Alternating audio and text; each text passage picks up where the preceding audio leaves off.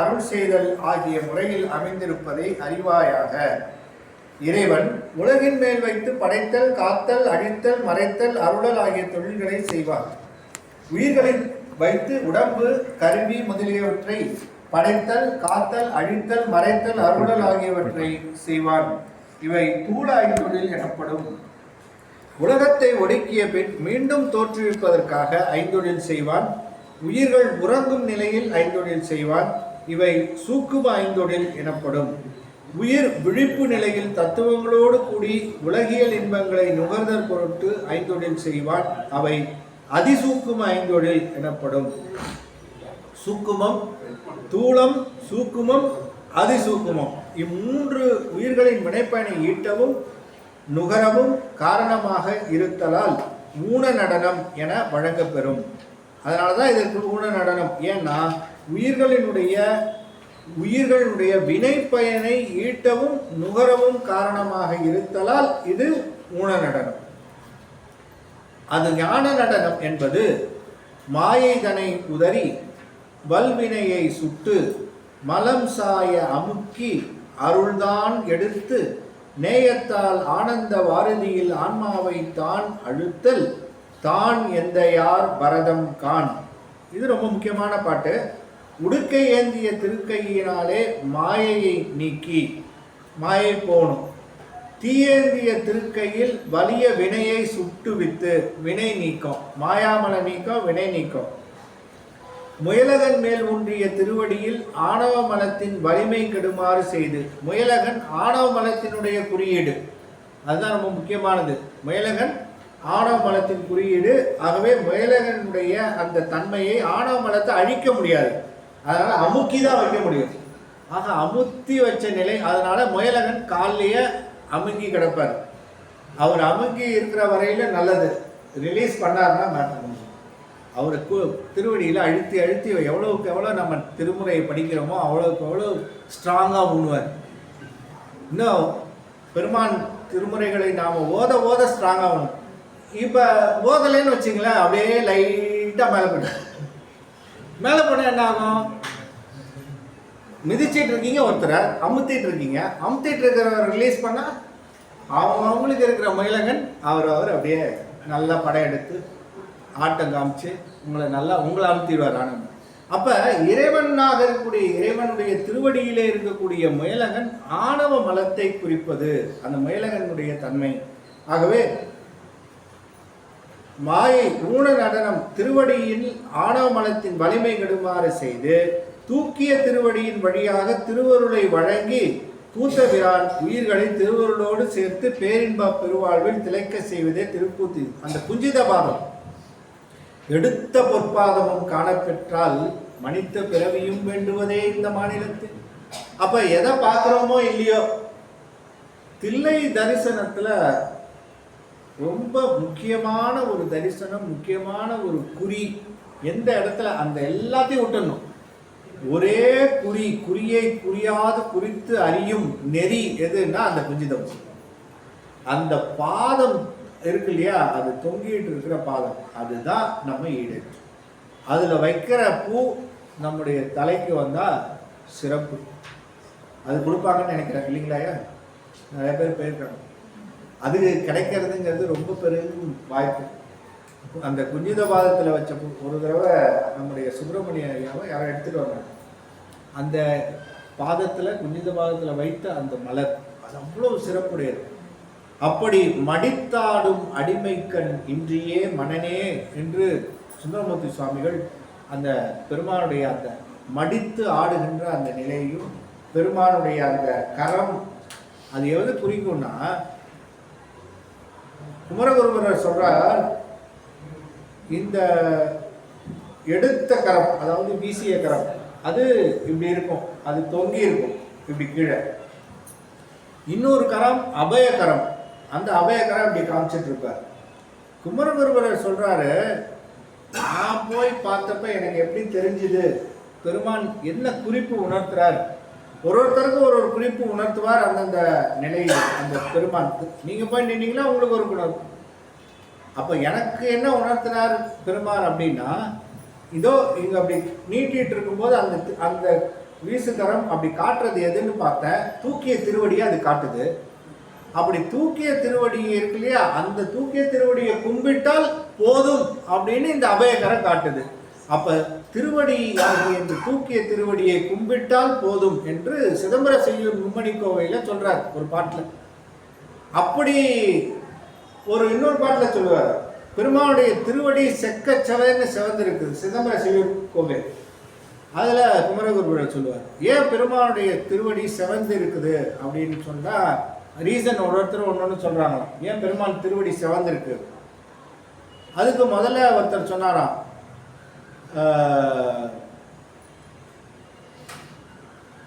பிடிக்க சிவந்தது அன்று எம் பிராட்டி மென் தளிர்க்கை பிடிக்க சிவந்ததும் அன்று, நடிக்க சிவந்ததும் அன்று. மன்றுங்கிறது அன்றுன்னு வரும், மன்றுன்னு வரும், சமத்காரமா பயன்படுத்துவார். நடிக்க சிவந்தது மன்று, மன்றுனா சபை. நடிக்க சிவந்ததும் அன்று அப்படின்னா, அன்றுனா இல்லை, நெகட்டிவாகவும் வரும். அந்த பாட்டு பார்த்தீங்கன்னா ரொம்ப அற்புதமா இருக்கு. நடிக்க சிவந்ததும் அன்று இல்லையா, ஓயாம ஆடிட்டு இருக்காருல்ல, ஆடினவன் கால் சிவக்காம என்ன பண்ணும்? ஒருத்தர் நின்றுட்டு இருந்தா பரவாயில்ல, தையா தக்க தையா தக்க தையா தக்கன்னு ஆடுறாரு, ஆடுறதுனால சிவந்துருச்சு, அதனால சிவந்திருக்கு. குமரகுரு ஒத்துக்கல. நடிக்க சிவந்ததும் அன்று, அவர் நடிச்சாலாம் சிவக்கிறது. அப்புறம் இன்னொருத்தர் வந்து சொன்னாரா, எனக்கு தெரிஞ்சு இவர் என்ன பண்ணியிருப்பாரு, ஓயாம ஆடிட்டு இருக்கார் இல்லையா, அதனால பக்கத்தில் இருக்கக்கூடிய உமாதேவி அம்மையார் என்ன பண்ணாங்களா, பார்த்துக்கிட்டே இருக்காங்க, சிவகாம சுந்தரி. அவங்க என்ன பண்ணாங்களா, பெருமானுடைய திருவடி நீதான் ஆடிக்கிட்டே இருக்கியே, நான் கொஞ்சம் பிடிச்சி விடுறேன் அப்படின்னு சொல்லிட்டு அப்படி பிடிச்சி அழகாக விட்டாங்களாம் அந்த பாதத்தை பிடிச்சி.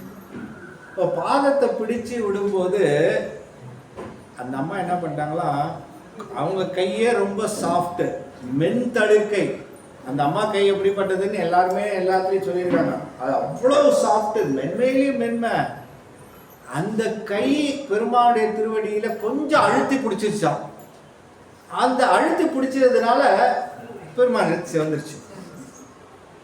எம் விராட்டி மென் தளிர்க்கை பிடிக்க சிவந்ததும் அன்று. சில பேர் பிடிச்சு விடுனா காலை பிடினா கழுத்து பிடிக்கிற ஆள் உண்டு. நம்ம சொல்லி வீட்டில் வந்திருப்பாரு, கொஞ்சம் காலை தான் பிடிச்சி விடு, காலை பிடிக்காம தலைகீழ அந்த அம்மா கழுத்தை பிடிப்பாங்க. அந்த மாதிரி அம்மா வந்து பிடிச்சதானா இல்லை இல்லை, கூற ஒத்துக்கல, இல்லை இல்லை, அவங்க கை சாஃப்டான கை, அதனால அது யாருக்க. அப்ப எதனால சிவந்தது? எம்பிரான் எம்பிரான் எம்பிரான் என்று தேவர்கள் முடிக்க சிவந்ததும் அன்று. ஏன்னா ஒருத்தவங்க கூடி ஒருத்தர் ரெண்டு பேர் இல்லையா, கோடான கோடி பேரு பெருமானே பெருமானே பெருமானேன்னு வந்து பெருமான் திருவடியில விழுந்து விழுந்து விழுந்து விழுந்து அவர் திருவடியில வணங்க காரணத்தினால இந்த இந்த திருவடி சிவந்து விளங்குதுச்சு. அப்படி குமரகுருபரர் அந்த தில்லையம் கூத்தை ரசித்து பார்ப்பார். அப்படி பெருமானுடைய அந்த திருக்கூத்து ஞான நடனமாக விளங்குவது, மாயைதனை உதறி வல்வினையை சுட்டு மலம் சாய அமுக்கி அருள் தான் எடுத்து தூக்கிய திருவடியின் வழியாக திருவருளை வழங்கி கூத்தபிரான் உயிர்களை திருவருளோடு சேர்த்து பேரின்ப பெருவாழ்வில் திளைக்க செய்கின்ற அந்த நிலை திருக்கூத்தினுடைய உண்மை இயல்பு. இதைத்தான் அங்க அந்த ஊன நாடகம் ஆடுவித்தவா உருகி நான்முனை பருக வைத்தவா, ஞான நாடகம் ஆடுவித்தவா நைய வையகத்து உடைய இச்சை. அப்ப வையகத்து உடைய இச்சை சென்டர், அதுதான் இந்த ரெண்டுத்துக்கும் நடுவில் இந்த ஆன்மா நிற்கின்ற இடைப்பட்ட நிலை. அந்த இடைப்பட்ட நிலையிலே ஊன நாடகம் ஞான நாடகம் இரண்டையும் ஆடுவித்து நிற்கின்ற அந்த தன்மையை சொல்லி 37வது பாடலிலே ஆனந்த தாண்டவம், இந்த ஆனந்த நடனம் இருக்க, இதுதான் சிறப்பான நிலை. இது சீவன் முக்தர்களுக்கு. மோனந்த மாமுனிவர் மும்மலத்தை மோசித்து தானந்த மானிடத்தை தங்கியிடும் ஆனந்தம் மொண்ட அருந்த நின்றாடல் காணும் அருள் மூர்த்தியாக கொண்ட திரு அம்பலத்தான் கூத்து.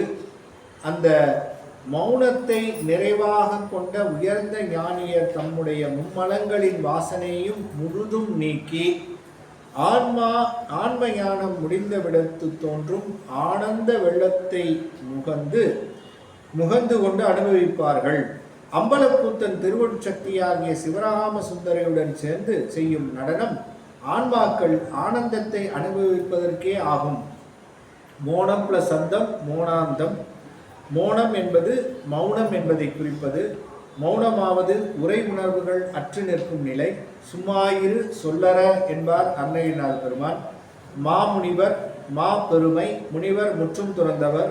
மும்மலத்தை மோசித்து ஆணவம் கண்மம் மாயை என்னும் 3 மலங்களையும் நீக்கி மும்மை பெருமலங்கள் மோசித்து என்பார் குமரகுருபரர். மோசித்து என்பது நீக்கி என்று பொருள். தான் ஆன்மா, தான் அந்தமான இடம், தான் அந்த மானிடம் வந்தது என வந்தது. ஆன்ம ஞானத்தினுடைய முடிவு பசுஞானம் நீங்கள். அருள் என்பது திருவருள் சக்தி. அருளுண்டாம் ஈசருக்கு அது சக்தி என்றே என்பது சிவஞான போதம். அருள் அது சக்தியாகும் அரண் தனக்கு என்பது சித்தியார்.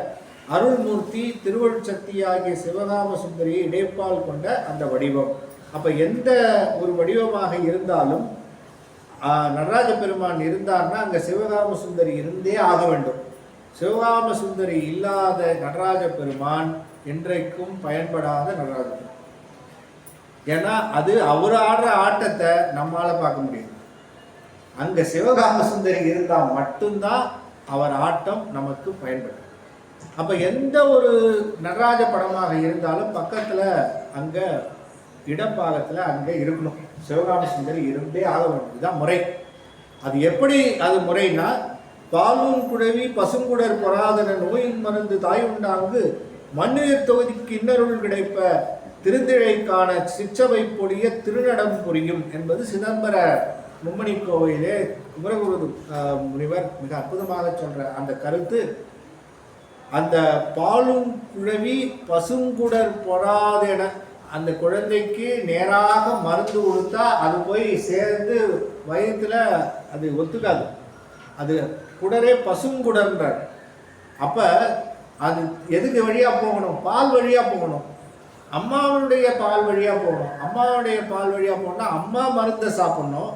அம்மா மருந்தை சாப்பிட்டு அதன் வழியாக வருகின்ற அந்த பாலில் அந்த மருந்து கிடந்து அந்த மருந்து உள்ள போய் அந்த குழந்தையினுடைய நோயை நீக்குமாறு போல இறைவனுடைய திருநடனத்தை நேராக இருந்து காணும் அந்த பக்குவம் இந்த ஆன்மாவுக்கு கிடையாது. சிவகாம சுந்தரியா விழுகின்ற அந்த அம்மா பார்த்து நமக்கு அமிச்சா மட்டும்தான் அது போய் நமக்கு சேரும். நேராலாம் நின்று நம்ம பார்த்துடலாம். நடனத்தை நான் சிதம்பரம் நடனத்தை பார்த்து வந்தேன்னா நீ பார்க்கல பாரு, அங்க அம்மையார் கொடுத்து நான் பார்த்தேன். அதுதான் அந்த நடனத்தினுடைய நுட்பம், நுணுக்கம். அதன் வழியாக பெற்று நம்ம அனுபவித்தல் என்பதுதான் சிவகாம சுந்தரியின் வழியாக அந்த நடனத்தை காட்டும் முகம்தான் அந்த நடனம். ஆடல் கண்டார்க்கு பிறப்பு இல்லை, பறையிடமா நின்று மிகு பஞ்சாக்கரத்தால் உரை உணர்வுக்கு எட்டா ஒருவன் வரைமகள் தான் காணும்படியே கருணையுறு கொண்டால் பேணும் அவருக்கு உண்டோ பிறப்பு? அவர்களுக்கு பிறப்பு இல்லை என்பதை மனம் வாக்கு காயங்களுக்கு எட்டாத ஒப்பற்ற இறைவன் மேலான 5 எழுத்துக்களாலும் கருணையினாலும் திருமேனி உண்டு பராசக்தியாகிய திருவம்பலத்தை இடமாக நின்று பாதியாகிய மலைமகள் காணுமாறு செய்யும் திருக்கூத்தை தரிசித்தவருக்கு பிறப்பு இல்லை. பறை என்பது பராசக்தி. சக்திதன் வடிவேதனில் வடிவு ஏது எண்ணில் தடையிலா ஞானமாகும். திரு அம்பலம் ஞானமயம் ஆதலின் பறையிடமாக நின்று என்று கூறப்பட்டது. அன்னலார் தமக்களித்த மெஞ்ஞானமே ஆன அம்பலம் என்பார் திருஞான சம்பந்த பெருமான். சேக்கிழார் பெருமான் திருஞான சம்பந்த பெருமான் கண்டதாக அந்த பாடலை பாடியிருக்கிறார். ஒருவன் ஒப்பற்றவன் நீலமேனி வாழிலை பாகத்து ஒருவன் என்பது 500 கடவுள் வாழ்த்து. ஒருவன் என்னும் ஒருவன் காண்க என்பது திருவாசகம். வரைமகள் தான் காணும்படியே ஒருவன் கருணையுறு கொண்டு ஆடல் என கூட்டி பொருள் செய்க. உமையவள் காண நட நவின்றருளும் ஒருவனே என்று கச்சியப்ப முனிவர் பேரூர் புராணத்தில் குறிப்பிட்டுள்ளார். ஆடல் பேணும் அவருக்கு பிறப்புண்டோ என கூட்டுக. பிறப்பு இல்லை என்பது அதனுடைய ஓகாரம் எதிர்மறை. பேணும் அவர் ஒரு சொல் நீர்மைத்து உத்தம நடனம் காணும் உறுத்தவர்க்கு மீளா முத்தியை அளிக்க நிற்றி என்பது பேரூர் புராணம் என்பதை காட்டி, மாணாக்கன் ஐந்தெழுத்தின் உண்மை அருளுமாறு வேண்டல். நாதாந்த நாடகத்தை நன்றாக அருள் செய்தீர் ஓதீர் எழுத்தஞ்சும் உள்ளபடி தீதரவே அஞ்செழுத்து ஈதாகில் அழியும் எழுத்தாய் விடுமோ தஞ்ச அருட்குருவே சாற்று. இந்த ஐந்தெழுத்து அழிந்து விடுமோ, எல்லா எழுத்துக்களும் அறிகிற மாதிரி இது அழிந்து விடுமோன்னா இல்லை. ஒவ்வொரு எழுத்தும் ஒரு பொருளை காட்டுவது. சி என்பது சிவத்தை காட்டுவது, வா என்பது திருவருளை காட்டுவது, யகாரம் ஆன்மாவை காட்டுவது, நகாரம் திரோதான மலத்தை காட்டுவது, மகரம் மலத்தை காட்டுவது. ஆக இதெல்லாம் அழியாது. அப்போ அழியாது, பொருள் அழியாது, எழுத்தும் அழியாது. ஆகவே ஐந்தெழுத்தினுடைய தனிச்சிறப்பே அதனுடைய சிறப்பு, அதனுடைய உணர்த்துகின்ற பொருள் சிறப்பு.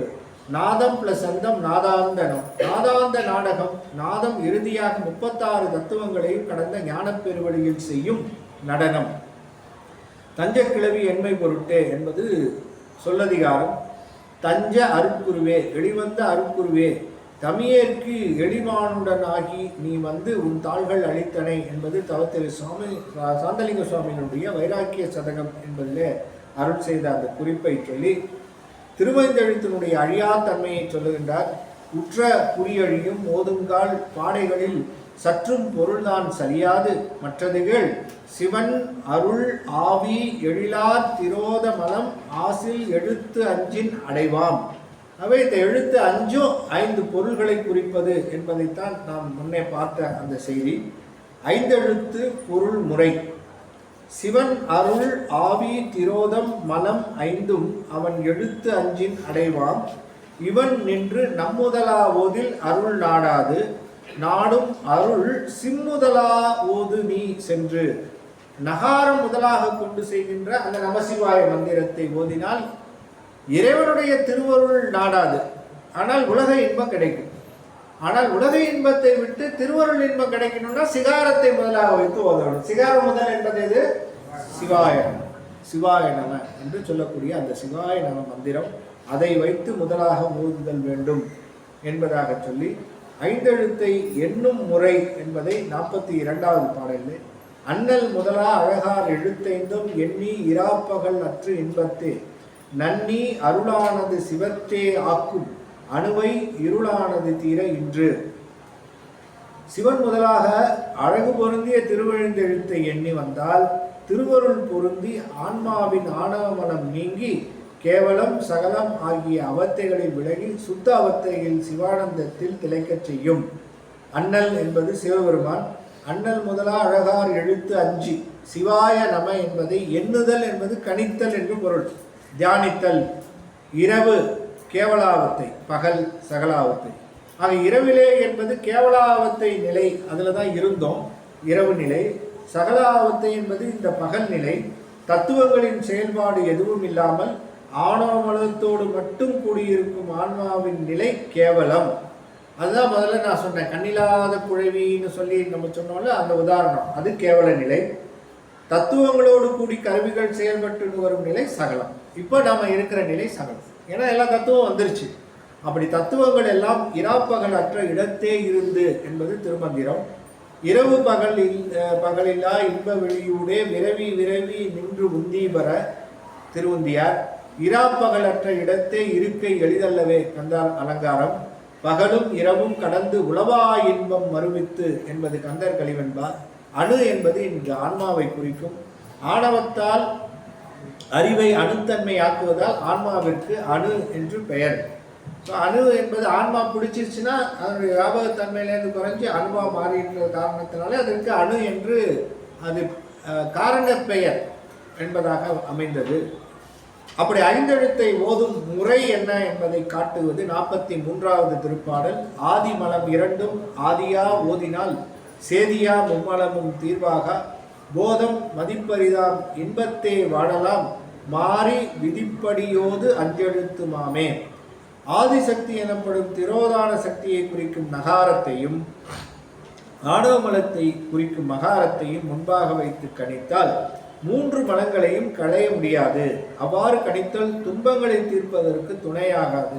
அதில் திருவைந்தெழுத்தை சிகரம் முதலாக மாற்றி முறைப்படி கணிப்பாயாக அவ்வாறு கணித்தால் ஆன்மா நுகர்வதற்குரிய பேரின்பத்தில் திளைத்து வாழ வழி செய்யும்.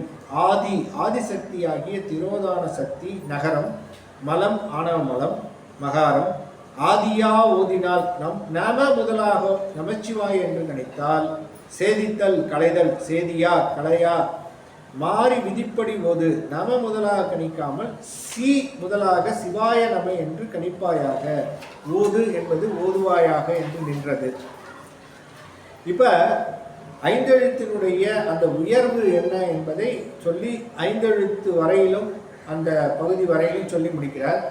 ஐந்தெழுத்தே ஆகமம், ஐந்தெழுத்தே ஆகமம் அண்ணல் அருமறையும், அஞ்செழுத்தே ஆதி புராணம் அனைத்தும், அஞ்செழுத்தே ஆனந்த தாண்டவமும், ஆறாருக்கு அப்பாலாம் மோனாந்த மாமுத்தியும் அஞ்செழுத்தே என்று அஞ்செழுத்தே அத்தனையும் சொல்லுகின்றார். எப்படி நீர் பற்றி திருநீர் பற்றி சொல்லுகின்ற போது அத்தனையும் திருநீர் என்பார். மந்திரமாவது நீர், வானவர் மேலது நீர், சுந்தரமாவது நீர், துதிக்கப்படுவது நீர், செந்துவர் வாயுமை தந்திரமாவது நீர், சமயத்தில் உள்ளது நீர், செந்துவர் வாயுமை பங்கல் திரு ஆளவாயார் திருநீர், பராவணமாவது நீர். அப்ப பராவணம் சக்தி, அது சக்தியாக விளங்குவது திருநீர்னு சொல்றார். அப்படி திருநீற்றை வகைப்படுத்தி வருகின்ற போது எல்லாம் திருநீர். அப்ப அஞ்செழுத்து = திருநீர் = சிவம், எல்லாமே ஒண்ணுதான். இது தனித்தனியா சொல்றதுக்கு பதிலாக இது அத்தனையும் ஈக்குவல் அப்படிங்கிறது தான் இதுல இருந்து இம்ப்ளிகேஷன்ஸ். என்ன ஆகுதுன்னா ஐந்தெழுத்து வேறு அல்ல, சிவபெருமானுடைய திருநீர் வேறு அல்ல, பெருமானுடைய அந்த நடனம் வேறு அல்ல, பெருமானுடைய ஆனந்தம் என்பது அந்த ஆனந்த தாண்டவம் வேறு அல்ல. எல்லாமே ஒன்றாக நிற்பதுதான் இந்த ஐந்தெழுத்தினுடைய சிறப்பை சொல்லுமாறு அமைப்பது. ஐந்தெழுத்தே ஆகமம், இறையருளால் தோன்றிய ஆகமங்கள் வேதங்கள் ஆகியவை திருவைந்தெழுத்தின் விளக்கமே. முதன்மையாக புராணங்கள் அனைத்தும் திருவைந்து எழுத்து பற்றியவையே. ஆனந்த நடனமும் தத்துவங்களை கடந்த மோனமாய் இருக்கும் பேரின்ப வீடும் திருவைந்தெழுத்தே என்பதாக சொல்லி, மோனம் பிளஸ் அந்தம் மோனானந்தம். மோனம் என்பது ஞானத்தின் வரம்பு என்பது கொன்றைவேந்தன்.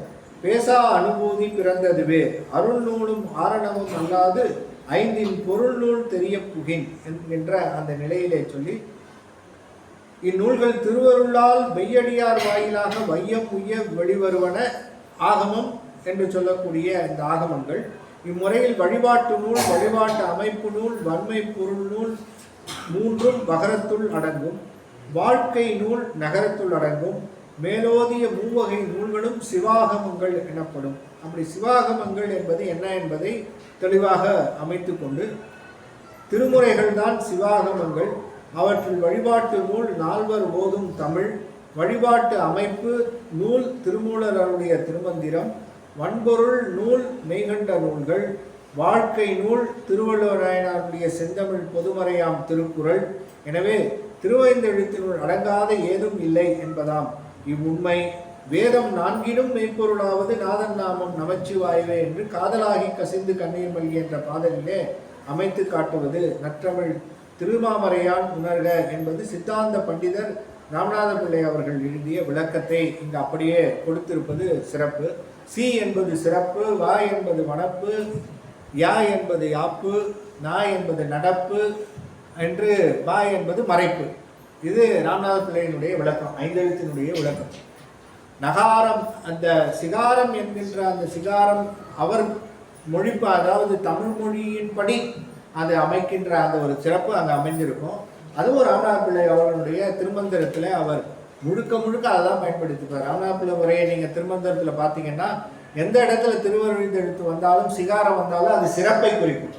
பிறப்பெனும் பேதமை நீங்க சிறப்பெனும் செம்பொருள் காண்பது அறிவு என்பது சிறப்பு என்ற அந்த சிறப்பை எங்கேருந்து எடுத்தார்னா திருவள்ளுவர்லேருந்து எடுத்திருப்பார். அந்த வனப்பு என்று சொல்லக்கூடிய வகாரம் வனப்பை குறிக்கும் அவரை பொறுத்தவரையில். வா என்பது வனப்பு, அது வனப்புன்னா திருவருள். வகாரம் என்பது வனப்பை குறிக்கும். நகாரம் என்பது நடப்பு என்பதை குறிக்கும். மகாரம் என்பது மறைப்பை குறிக்கும். யகாரம் என்பது இந்த யாப்பாகிய இந்த உயிரை குறிக்கும் என்கின்ற அந்த நிலையிலே யாத்தல், யாக்கை, அந்த கட்டு என்கின்ற பசுவாகிய ஒன்று கட்டு பாசத்தினால் கட்டப்பட்டது என்ற அந்த யாப்பு நிலை என்ற அந்த ஒரு குறிப்பு ராமநாத பிள்ளையினுடைய குறிப்பு. அதையும் இங்கே அருள்நூலும் ஆரணமும் அல்லாத ஐந்தின் பொருள்நூல் தெரிய புகின் என்பது நிலை வரையிலும் ஐந்தெழுத்து நடனம். அந்த நடனம் 2 வகை, ஊன நடனம், ஞான நடனம். அதன் பிறகு அமைந்த ஆனந்த நடனம். அந்த ஆனந்த நடனம் என்று சொல்லக்கூடிய அவை 5 எழுத்தின் வகை. அது 5 செய்கின்ற நடனம். படைத்தல் காத்தல் மறைத்தல் அருளல் என்று 3 நடனத்தில் எங்க நிகழுது? படைத்தல் காத்தல் அழித்தல் மறைத்தல் என்பது ஞான நடனத்தில் எங்க நிகழுது? இப்போ இந்த 2ஐயும் இணைத்திருக்கின்ற 5 எழுத்தினுடைய சிறப்பு என்ன? அந்த 5 எழுத்தினுடைய சிறப்பு என்ன என்கின்ற வரையிலும் அதை யார் ஓதுகின்றார்களோ அவர்களுக்கு என்ன பயன்படும்? இதுவரையில் எத்தனை கேள்வி ஆச்சு? 8 கேள்வியில் எத்தனை கேள்விக்கு பதில் சொல்லியிருக்காங்க? இந்த 44வது பாடல் வரையிலும் எத்தனை கேள்விக்கு பதில் ஆயிருக்கு? இப்போ நீங்கள் கொஞ்சம் அப்படியே சைலண்ட் கீழே போயிட்டீங்கன்னு வச்சுக்கோங்க, அப்படியே மேலே எடுத்துகிட்டு வர்றதுக்கு இப்படி ஒரு கேள்வி கேட்டோன்னு வச்சுக்கங்களேன், உஷாராயிடுங்க. ஆசிரியர் பாட நடத்திட்டு இருக்காரு, நமக்கு என்ன அப்படின்னு உட்காந்துட்டு உடனே ஒரு கேள்வி. இப்போ சொன்னேனே இந்த அல்ஜிபிரிக்கில் இந்த எந்த ஃபார்முலா வச்சு நான் இதை டெரைவ் பண்ணேன், டக்குன்னு அப்போ தான் வரும். அப்போ ஞானம் செயல்படும், கிரியையும் செயல்படும்.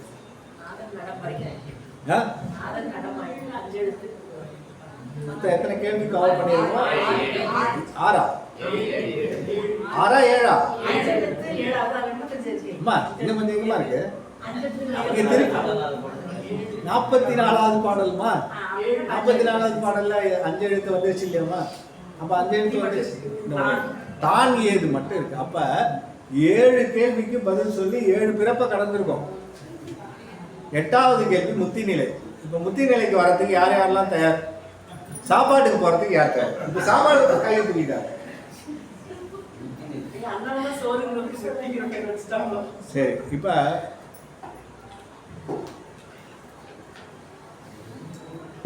இறைவனுடைய தாண்டவத்துல ஒரு சிறப்பை சொல்றேன். இது பசி, அதாவது செவிக்குணவு இல்லாத பொழுது சிறிது வயிற்றுக்கு சிறிது தானே. Okay, so delayed lunch is accepted. இதுதான் இது இல்லையாம்மா? ஓகே, ஒரு 15 நிமிஷம் உங்களுடைய ஒரு உத்தரவு பேரில், ஏன்னா நீங்கள் சொல்லணும், அப்போ தான் நான் செய்யணும். நான் பாட்டுக்கு என்னுடைய இஷ்டத்துக்கு சொல்லணும்.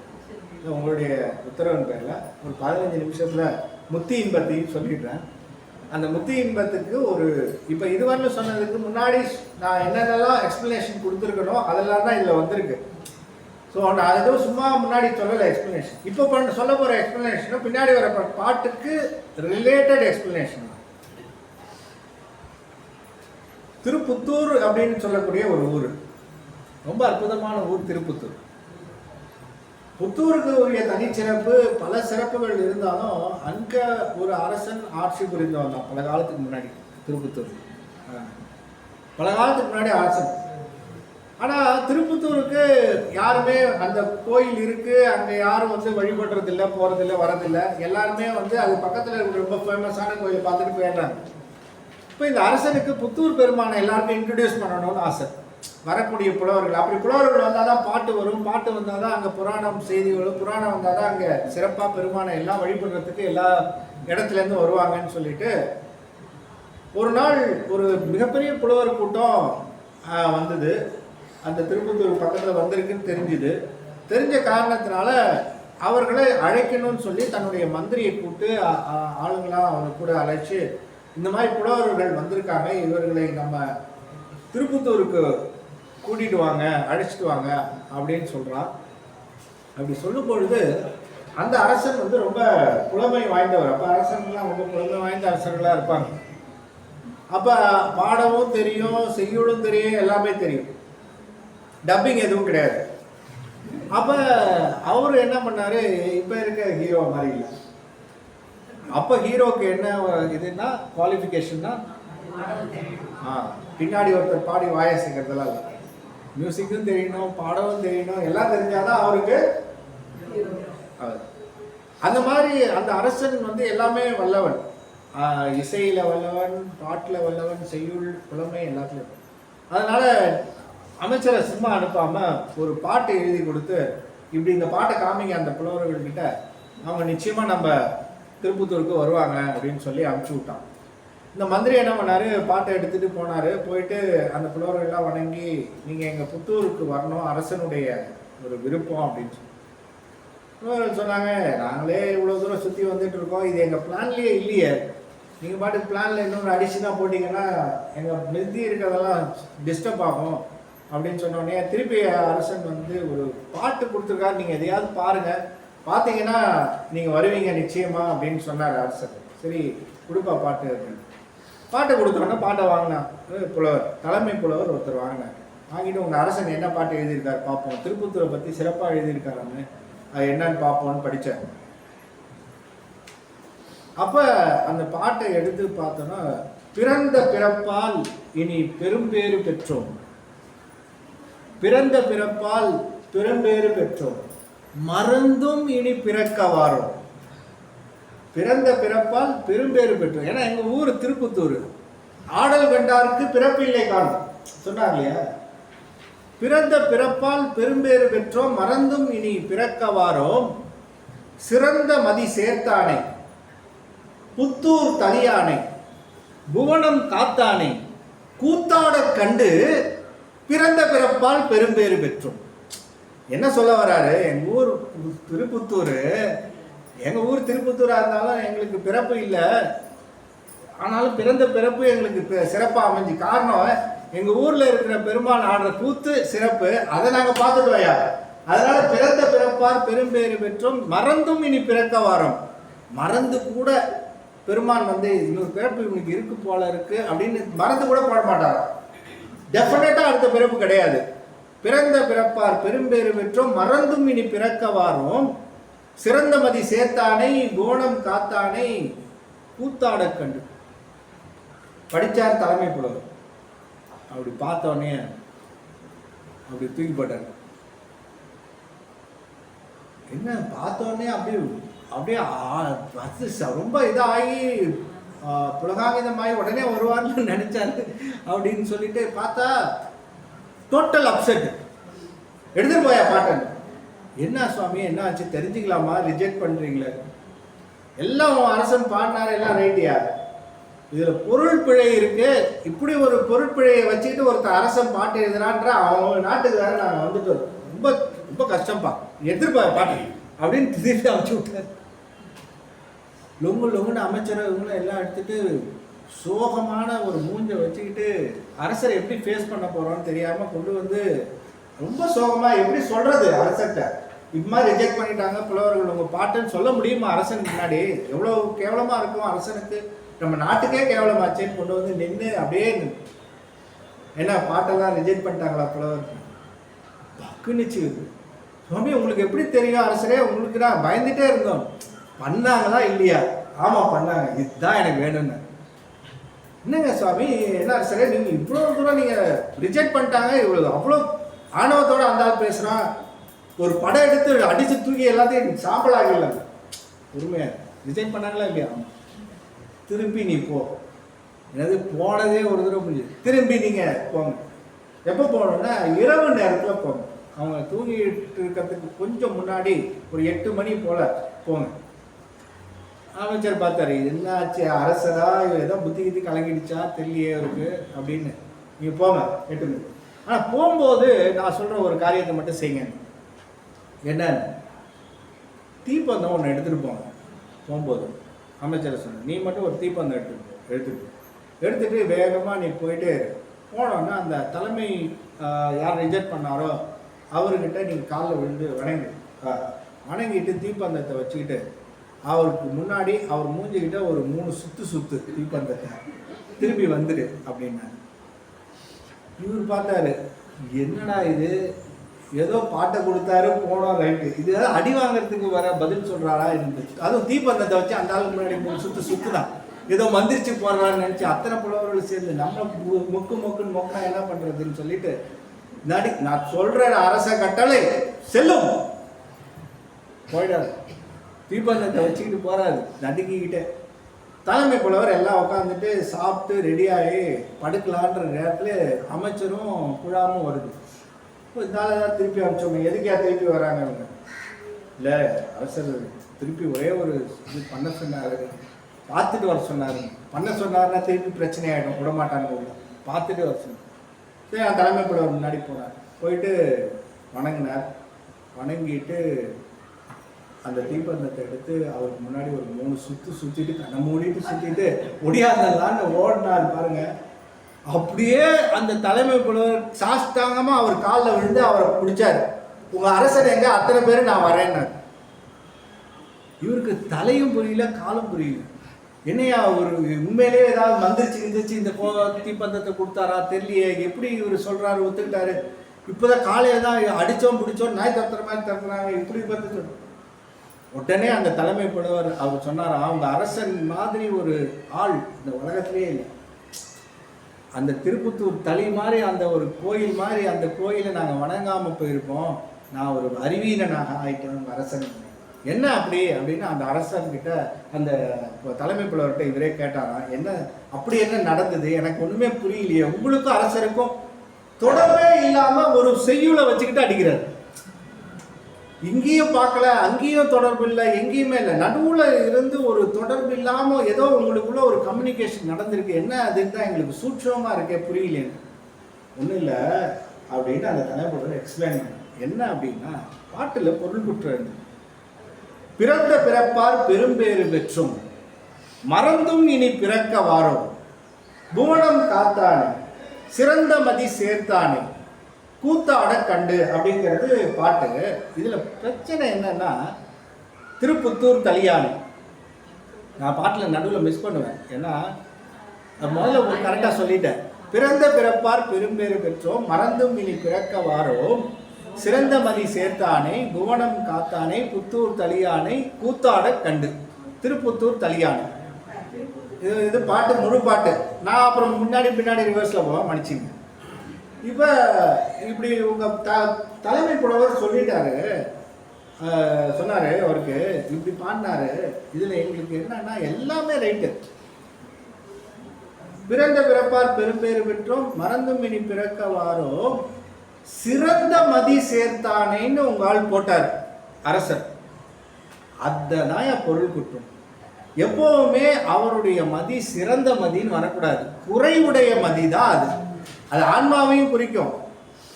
ஆன்மா சிறந்த மதியே கிடையாது, அது குறைந்த மதி உடையது தான். பிறை சூடியை பிறையும் தான் வரணும், அப்போ குறைமதியும் தான் வரணும், இப்படி தான் வரணும் பெருமானுக்கு மதின்னு சொன்னான்.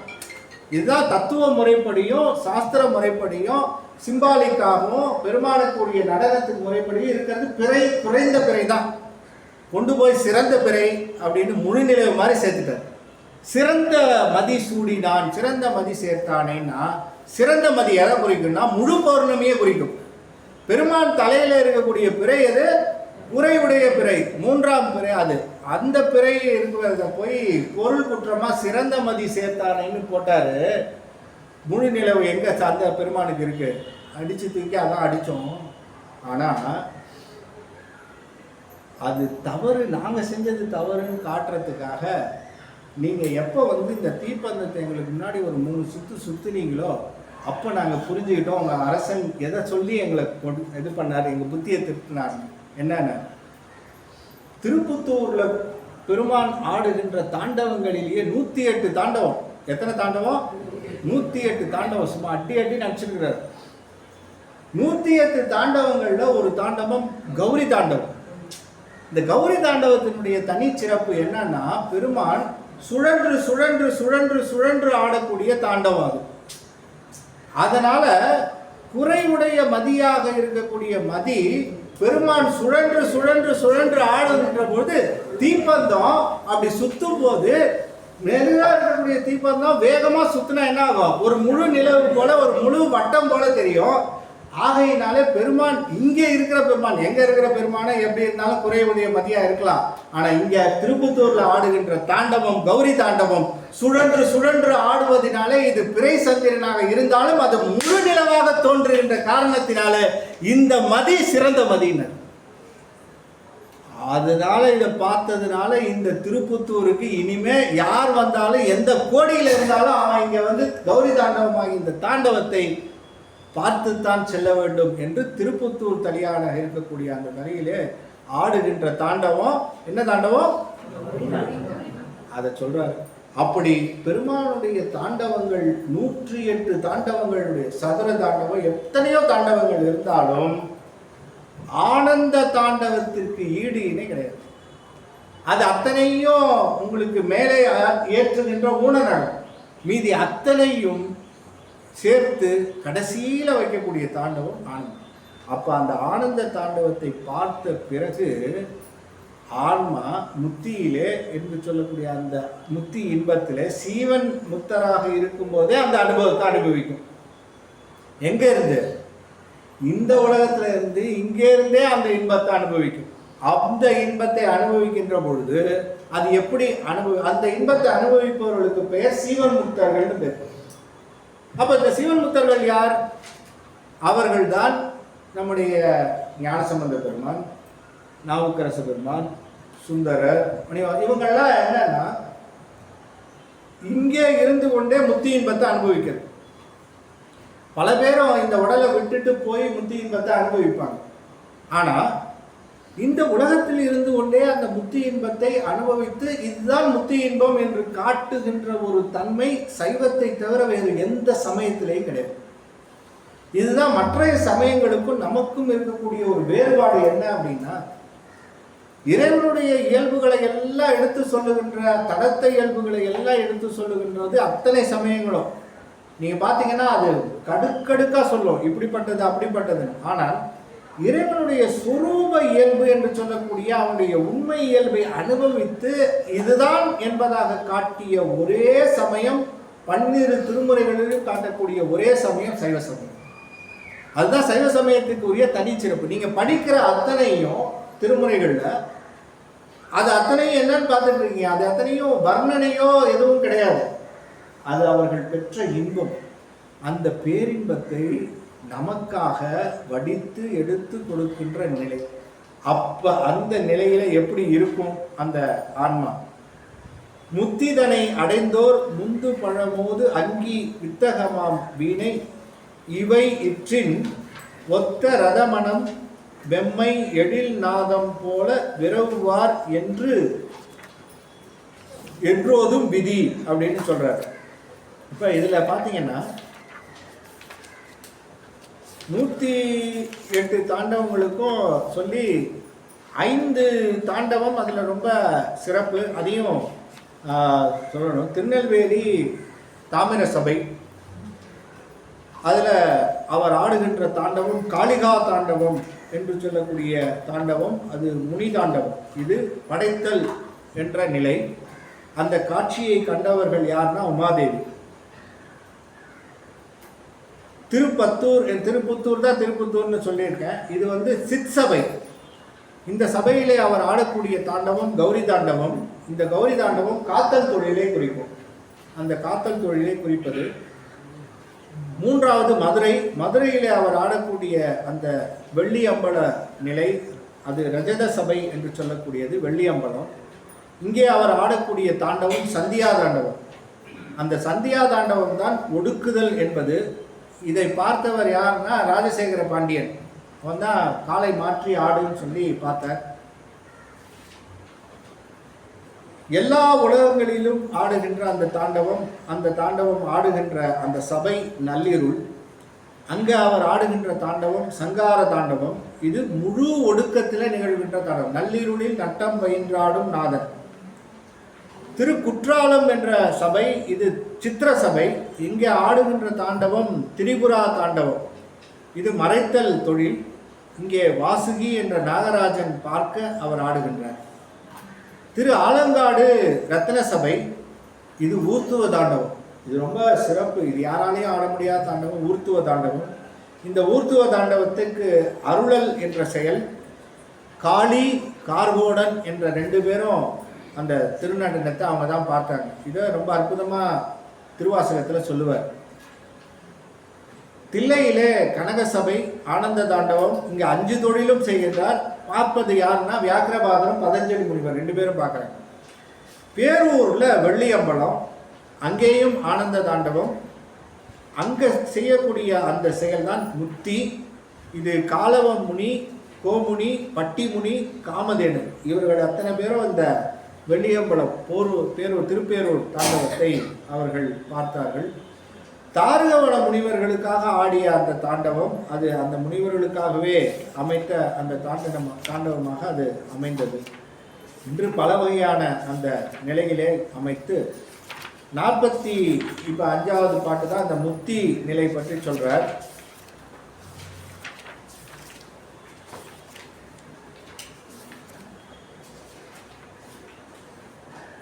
முத்திதனை அடைந்தோர் முந்து பழம் இரதம், முதிர்ந்து நன்றாக பழுத்த அந்த பழத்தினுடைய சுவை அது எப்படியோ, போது மனம் அந்த மலரினுடைய மனம் எப்படியோ, அங்கி வெண்மை தீயினுடைய இருக்கக்கூடிய சூடு எப்படியோ, வித்தகமாம் வீணை எழில்நாதம் சிறந்த வீணையில் இருக்கக்கூடிய அழகிய இசை எப்படியோ, இவை இற்றின் ஆகியவை அவ்வப்பொருள்களில் அடங்கி பிரிவில்லாமல் கலந்து நிற்றல் போல விரவுவர் சிவத்தில் இயைந்து அறிவடங்கி பிரிப்பின்றி அந்த நிற்கக்கூடிய நிலைக்கு விரவுதல் என்று விதி முதல்வன் விதித்த நூல்களாக இருக்கக்கூடிய மெஞ்ஞான நூல்கள் ஓதும் கூறும் என்பது இந்த பாடலினுடைய தன்மை.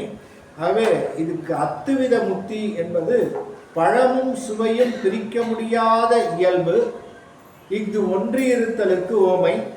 மலரும் மனமும் இருபொருள்களும் அழியாமல் ஒன்றில் ஒழுங்கு அடங்கி இருத்தல் பொருள் தன்மையால் வேறாதல் உண்மை. தீயும் வெம்மையும் சார்ந்த பொருள்களை தம்முள் அடக்கி தாம் மிகுந்து இருக்கும் இங்கு உடனாய் நிற்றலுக்கு ஓமை என்று அந்த 3 ஓமைகளும் ஒன்றாய் வேறாய் உடனாய் நின்று இந்த முத்தி இன்பத்தை அனுபவித்தல். முந்து பழம் முதிர்ந்து நன்றாக பழுத்த பழம் என்பது அந்த முத்தி நிலை. வித்தகம் என்பது ஓசையின் உயர்வை உணர்த்திற்று. பழத்தின் ரதம் என்பது சுவை. போதின் மனம் என்பது அங்கியின் வெம்மை என்பதும் அதனுடைய உதாரணத்திற்காக அமைத்த நிலைகள். விதி என்பது விதித்த நூல்கள், 2 மெஞ்ஞான நூல்கள் என்று சொல்லக்கூடிய திருமுறைகள் என்பதாக எடுத்துக்கொள்ளலாம். பண்ணையும் ஓசையும் போல பழமதுவும் என்னும் சுவையும் போல எங்குமாம் அண்ணல்தான் அத்துவிதம் ஆதல் அருமறைகள் ஒன்றெண்ணாது அத்துவிதம் என்றறையும் ஆங்கு என்ற சிவஞான போத வெண்பா கருத்தும் இதையே அமைத்து காட்டுவது. 46வது சகலம் முத்திக்கு ஓமை. தத்துவங்கள் எல்லாம் சகசமாய் ஆன்மாவில் பெத்தத்தில் நிற்கின்ற வெற்றி போல முத்திதனில் சித்தவளமற்றார் செறிந்திடுவர் என்று மறை சத்தியமாய் ஓதியிடும் தான் என்று கட்டு நிலையில் தத்துவங்கள் எல்லாம் ஆன்மாவினிடத்திலே 2 நிற்கும் தன்மை போல வீட்டு நிலையில் ஆணவமல மற்றவர்கள் சிவனிடத்தில் 2 கலந்திருப்பார்கள் என்பது உறுதியான ஞான நூல்கள் கூறும். நம்ம முத்தியில எப்படி இருக்கும்னா பெத்த நிலையில எப்படி இப்ப இருக்கோமோ அந்த மாதிரி முத்தியில இருக்கும் என்பது ரொம்ப புரியக்கூடிய உதாரணமாக அமைத்து, எப்படி நாம் கருவிகரணங்களோடு கூடி வாழ்கிறோமோ இதையே ஒப்பாக வைத்துக்கொண்டு திருவருளோடு கூடி வாழ வேண்டும் என்று கருவிகரணங்களே தாமாக எண்ணி வாழ்கின்றோம், அப்படியே திருவருளே நாமாக எண்ணி வாழ வேண்டும் என்று பொருள். இதற்கு சிவபிரகாச பாடல் கேவல நிலையை ஒப்பாக காட்டுகின்றது. ஒன்றி நின்று உணரும் உண்மைக்கு உண்மை ஆணவத்தோடு ஒன்றே என்று சொல்கின்றது. கேவல நிலை சகல நிலை இரண்டையுமே சுத்த நிலைக்கு ஒப்பாக நூல்கள் சொல்லுகின்றன என்று தொண்டை மண்டல ஆதீனம் சீலத்தில் ஞானப்பிரகாச சுவாமிகள் திருவுள்பயன் முறையில் விளக்கம் செய்துள்ளார் என்ற நிலையும், அண்ணல் திருவடியில் ஆன்மா அணைந்து இன்புறல் ஆதவன் தன் சந்நிதியில் அம்பொலியினார் சோதி பேதமர நிற்கின்ற வெற்றி போல் நாதாந்தத்து அண்ணல் திருவடியில் ஆன்மா அணைந்து இன்பக் கண்ணில் அழுந்தியிடும் கான். ஞாயிற்றினுடைய ஒளியின் முன்னிலையில் திங்களின் ஒளி தனித்து காணப்படாமல் ஞாயிற்றின் ஒளியில் 2 கலந்து நிற்கும் முறை போல 6 தத்துவங்களையும் கடந்த சிவபெருமான் திருவடியில் ஆன்மா பொருந்தி பேரின்பத்தில் மூழ்கி 2 கலந்து நிற்கும் என்பதை அறிவாயாக. இன்பக் கண்ணில் பேரின்ப நிகழ்ச்சியில் வெய்யோன் ஒளியில் முடுங்கி விளங்காது வெய்யோனை ஆகாத மீன்போல என்பது சிவஞான போத உண்மை. அண்ணல் திருவடியில் ஆன்மா ஆனது எப்படி நிற்கும் என்பதாக சொன்னால் வெய்யோன் ஒளியில் விண்மீன் நிற்பது போல அடங்கி தோன்றுவது போல. முத்தியின் முறைமை சென்று இவன்தான் ஒன்றில் சிவபூரணம் சிதையும் அன்றி அவன்தான் ஒன்றுமெனில் அந்நியமம். இன்று 2ம் அற்ற நிலை ஏதெனில் ஆதித்தன் அந்தன் விழி குற்றமர நின்றது போல் கொள் என்று சென்று இவன்தான் ஒன்றில் அப்படிங்கிற இந்த பாட்டு ரொம்ப முக்கியமான பாட்டு. எல்லா இடங்களிலும் நாம் புரிந்து கொள்ள வேண்டியது. இறைவன் தானாக போனார்னு சொன்னால் வேற ஒரு இடத்துலேருந்து பெயர்ந்து போயிருக்கான்னு அர்த்தம். அப்புறம் இறைவனுடைய தன்மையிலே அன்றியவன் தான் ஒன்றும் எண்ணில் அந்நியமாம். அப்போ ஒன்றுன்னு சொன்னால் அந்நிய நிலையிலே இறைவன் அமைந்திருக்கிறான் ஆன்மாவுக்கு அப்படிங்கிற அந்த அந்நியமின்மையின் அரண்கடல் செலுமே என்ற அந்த பகுதிக்கு ஒரு விளக்கமாக அமைத்து காட்டுகிறார். எப்பவுமே கூட இருக்கிறான், ஒன்றா இருக்கிறான், வேறா இருக்கிறான், உடனே இருக்கிறான். இப்போ ஒருத்தர் வந்து மத்தியான வகுப்புக்கு வந்து சேர்ந்தார்னு சொன்னால் காலையில் வரலும் இல்லைன்னு அர்த்தம்.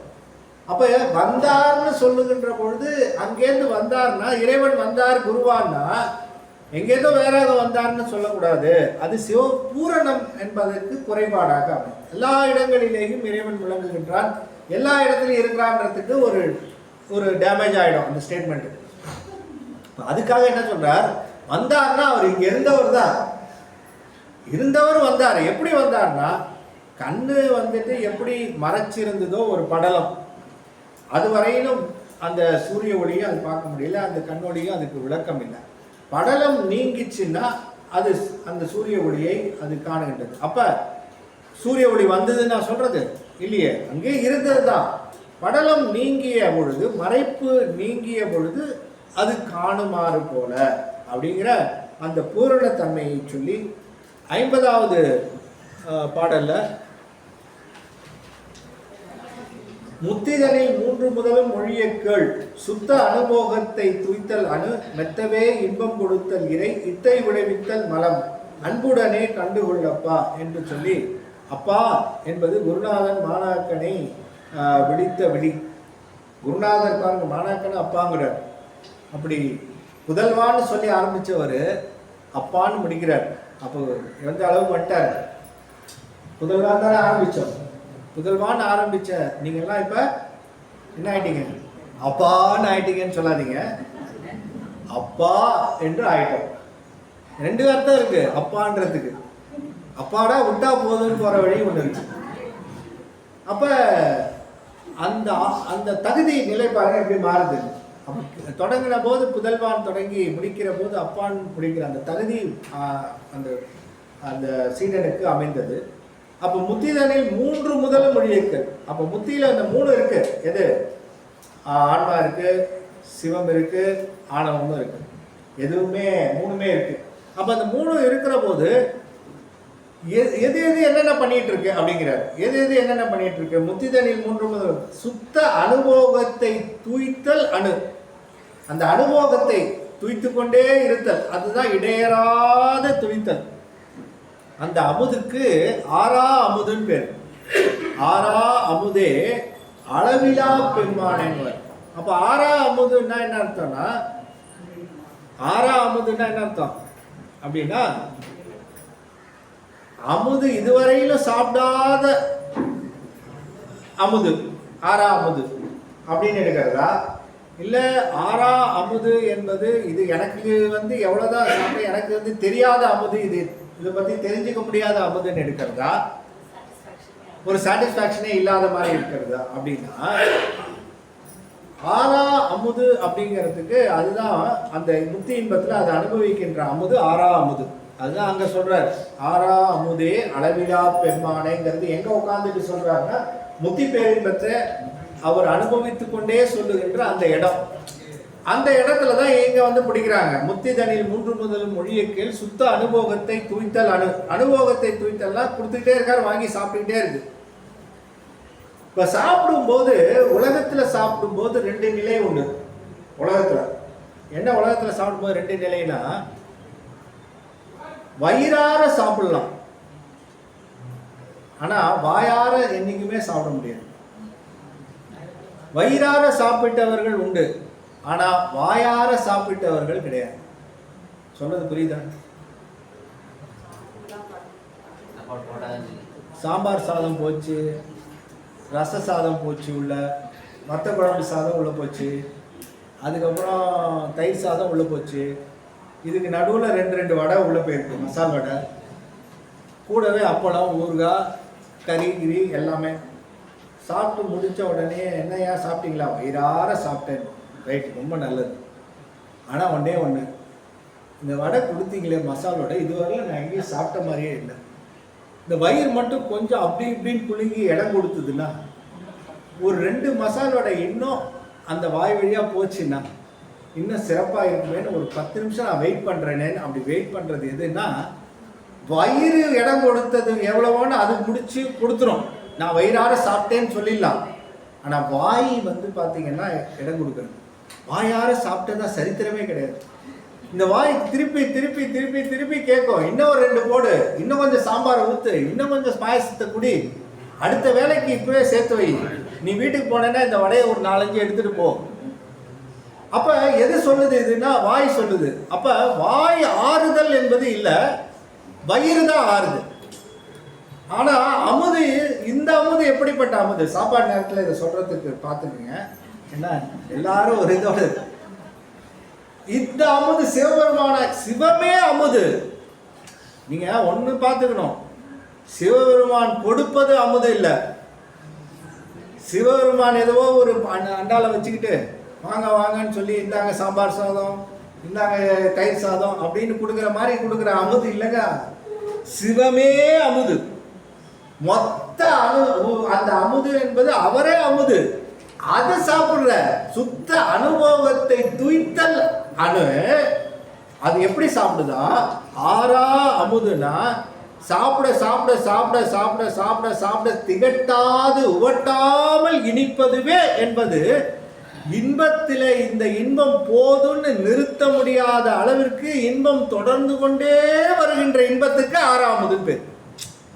இது உலகத்துல இருக்கிற இன்பம் வராது. அந்த மாதிரி உங்களுக்கு ஏன் புரியலன்னா, நம்ம உலகத்துல இருக்கிற இன்பத்தை சாப்பிட்டு சாப்பிட்டு ஒரு தடைப்பட்டு அதுக்கப்புறம் நிறுத்தி அதுக்கப்புறம் சாப்பிட்டு இப்படி பழக்கப்பட்ட நமக்கு அவர்கிட்ட அவரையே சாப்பிடுகின்ற பொழுது அந்த அமுதத்தை சாப்பிடும்போது தடையில்லாம வந்துட்டு இருக்கோம். அதுக்கு ஸ்டாப்பும் கிடையாது.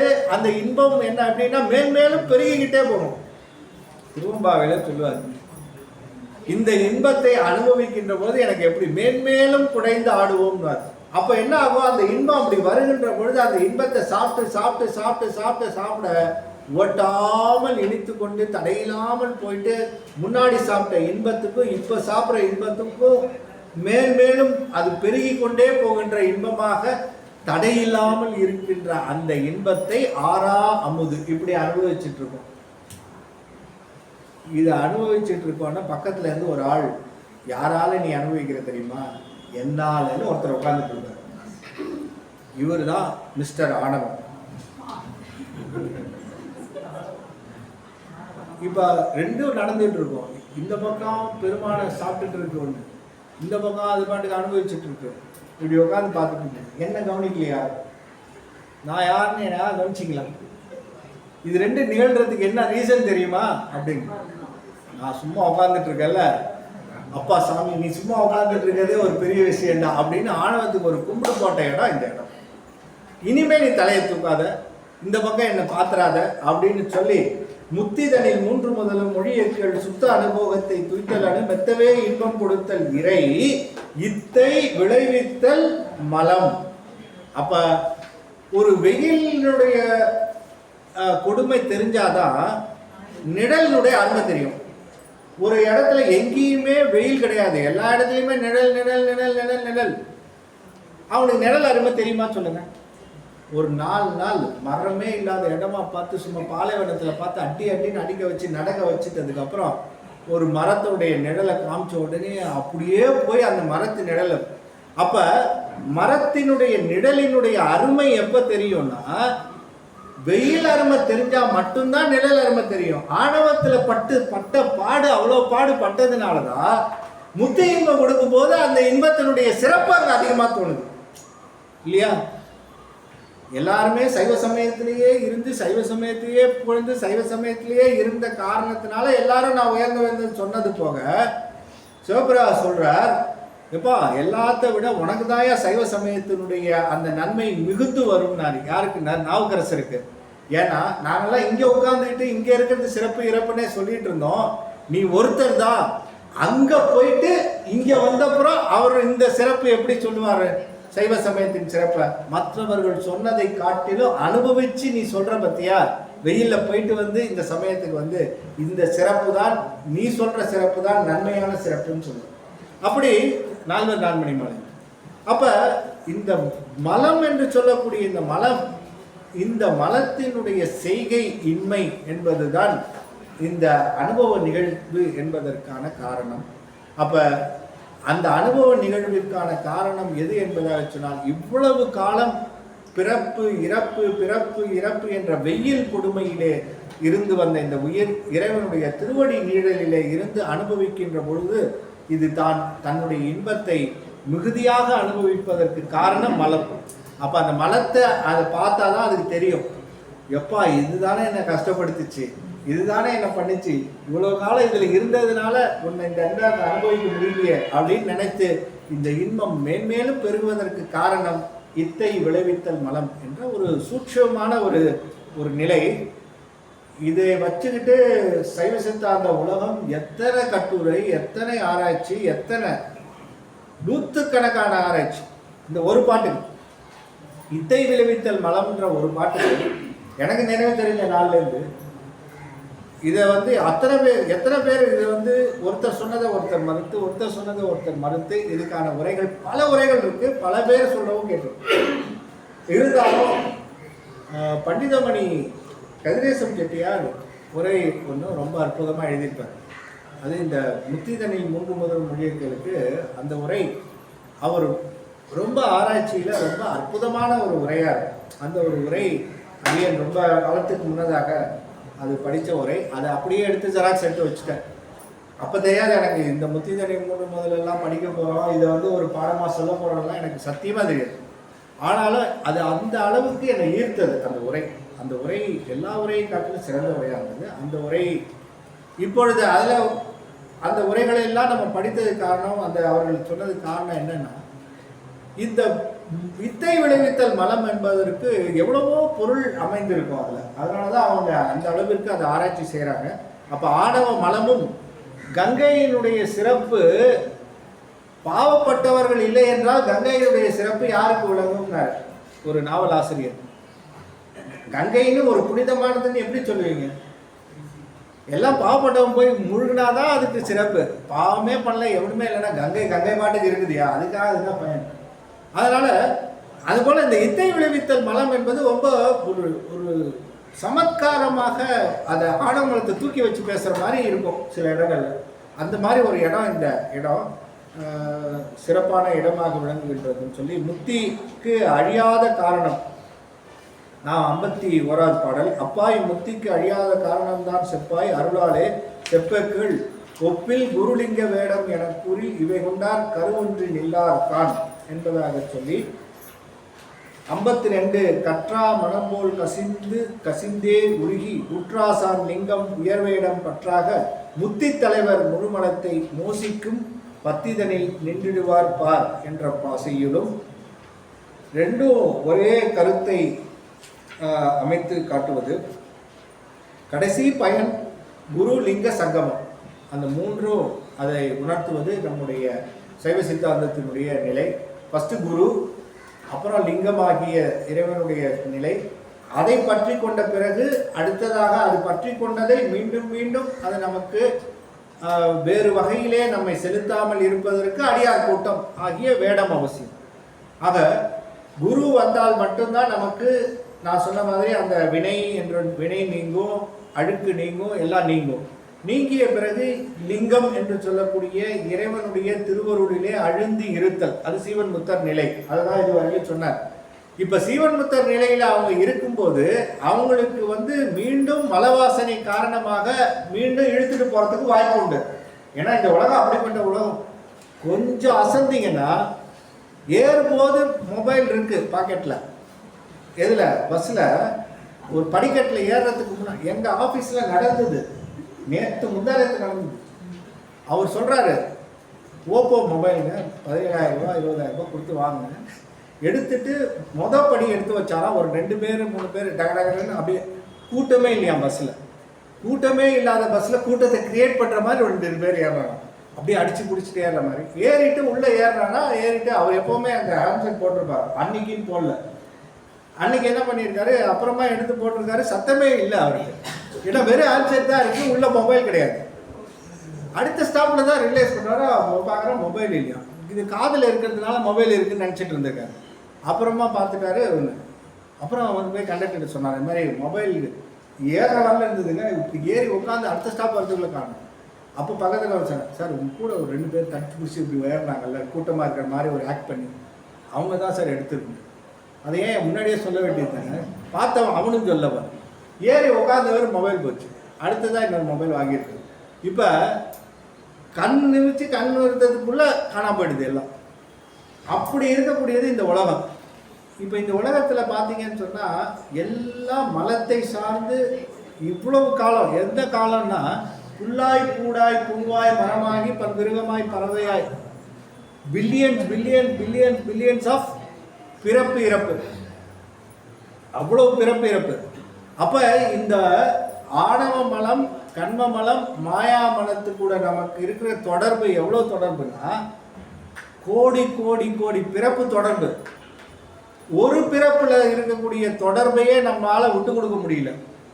சரி, பேயோடு ஆயினும் பிரிவு அறிந்துன்றான்.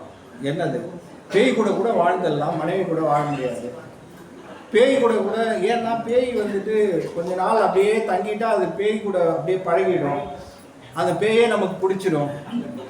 அப்போ பேயே நமக்கு பிடிக்குதுன்னா இந்த ஆணவ மல கண்ம மாயை கூட என்ன புழு பூண்டுலேருந்து புல்லாய் பூடாய் ஒரு அறிவிலேருந்து இப்போ 6 அறிவு வரையிலும் நம்ம இது கூட பழகி வந்திருக்கோம்னா அப்போ எவ்வளவு நமக்கும் அதுக்கும் இருக்கக்கூடிய தொடர்பு யோசிச்சு பாருங்க. இந்த ஆணவம் கண்மம் மாயங்கிறது இப்போ வந்ததில்லை, இவ்வளவு பிறப்பு. எழுகடல் மணலை அளவிடின் அதிகம் எனதிடர் பிறவி அவதாரம். 7 கடல் மணலை எண்ணில்லாமா, அதாவது மணல் ஒரு கடல் மணலை என்றதே எவ்வளோனா 7 கடலோட மணலை என்ன எவ்வளவோ அதை விட அதிகம்ன்றார். 7 கடல் மணலை அளவிடின் அதிகம் எனதிடர் பிறவி அவதாரம். யாரு, அருணைநாதர்.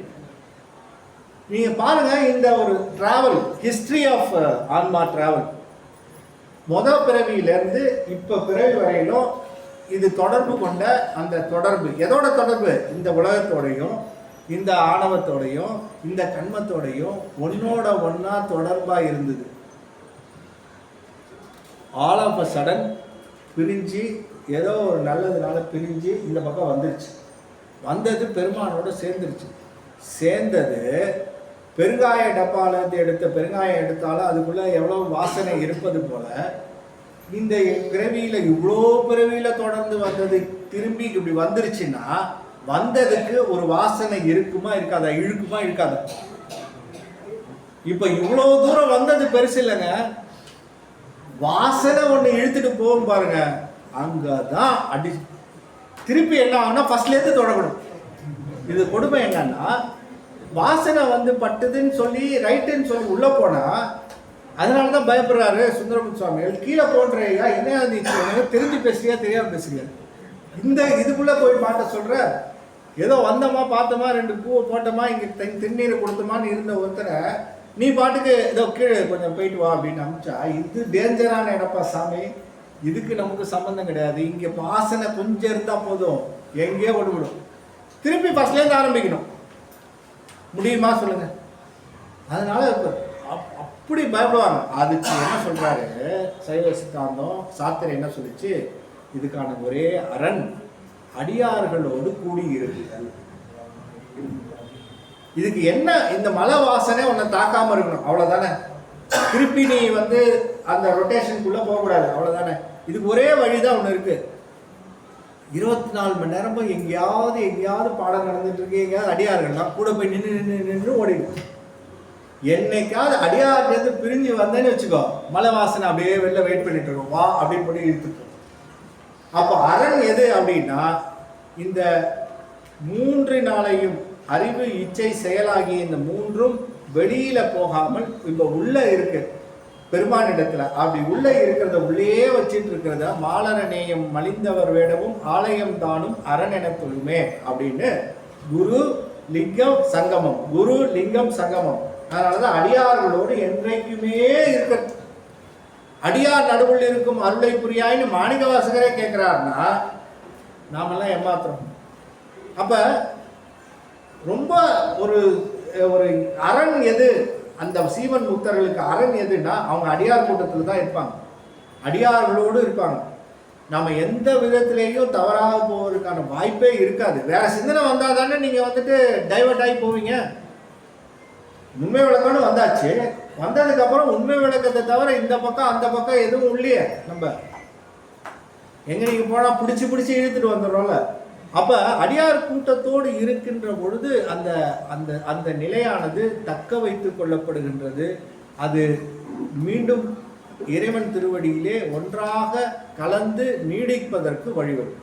அது குரு லிங்க சங்கமம். அதுதான் 51, 52 2 பாடல்லையும் அந்த குருலிங்க சங்கமத்தினுடைய சிறப்பை சொல்லி அமைத்து 52வது பாடலில்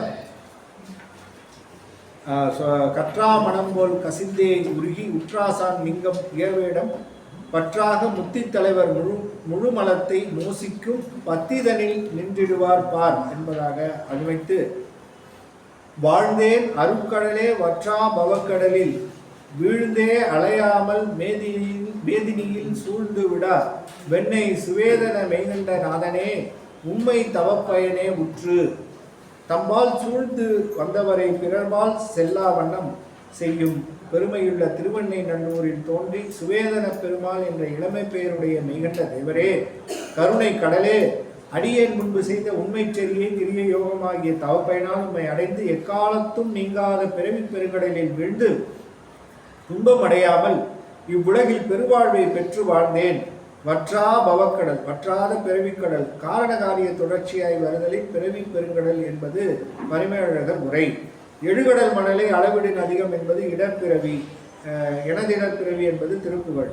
என்னை பவத்தில் சேராவகை எடுத்து என் சித்தத்தை தன்னை வைத்து அருளினாலே தாழினையும் தலைமைச் சூட்டும் மின்னவர் பொழில் சூழ் வெண்ணெய் மேவி நாள் மெய்கண்டான் என்பது சிவஞான சித்தியார். ஆதலின் மேதினியில் வற்றா பவக்கடலில் விழுந்து அலையாமல் செய்தான் என்றார். உண்மை தவப்பயன் உண்மை சரியை கிரிய யோகம் ஆகிய தவப்பயன் சென்றால் சைவத் திறத்தடைவர் இதில் சரியை கிரியா யோகம் செலுத்தியபின் ஞானத்தார் சிவனடியைச் சேர்வர் என்பது சிவஞான சித்தியார். உண்மை வழக்கம் முறை செய்ய தொடங்கி உண்மை தவப்பயன் உற்று வாழ்ந்தேன் என்று நிறைவு செய்த முறை மனம் கொள்ளற்கு அரிது என்று வாழ்ந்தேன் என்பதாக சொல்லி முடிக்கிறார் இந்த நிலை. நாமும் இந்த உண்மை விளக்கமாகிய நூலை பயின்றதன் மூலம் இந்த உலகிலே நாம் வாழ்ந்தோம் கான் அப்படின்னு சொல்வார் நம்முடைய மணிவாசக பெருமான்.